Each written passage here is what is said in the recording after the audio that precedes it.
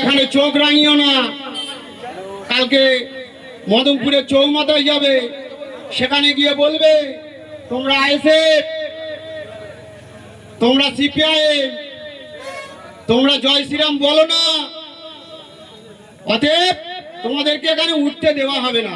মোদির বাপের সম্পত্তি এটা, মোদির বাপের সম্পত্তি নয়। এই মদনপুর, এই 2 নম্বর ব্লক বা খামারপাড়া পঞ্চায়েত কারুর বাপের সম্পত্তি নয়।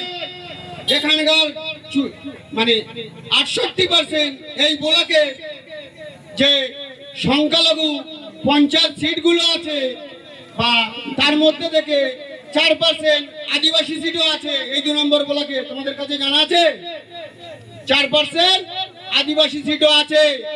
আমি দায়িত্ব নিয়ে প্রমাণ করে দেখিয়ে দিয়ে যেতে পারবো। অতএব তারা ছাড়া আছে বলে তাদের কোনো পঞ্চায়েত নির্বাচন নেই।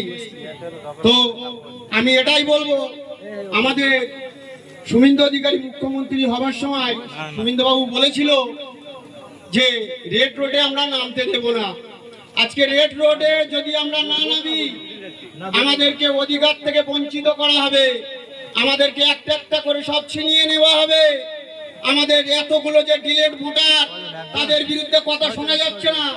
শুভেন্দু বাবুকে বলবো যে তাদেরকে, যারা ডিলেট ভোটার, তারা ভারতীয়, তাদের বাপ, তাদের দাদা, তার বাবা সকলেই এখান থেকেই জন্মগ্রহণ করেছে।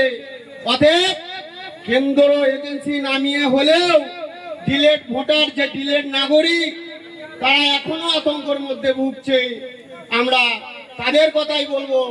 আইএসএফ মানুষের কথা বলবে, আইএসএফ যারা অধিকার হরণ করা হয় তাদের কথা বলবে, আইএসএফ আদিবাসীদের কথা বলবে, আইএসএফ হিন্দুদের কথা বলবে, আইএসএফ সংখ্যালঘুদের কথা বলবে। আইএসএফ বসে থাকার জন্য আইএসএফ দলটা তৈরি করেনি। বড় ভাইজান যেদিন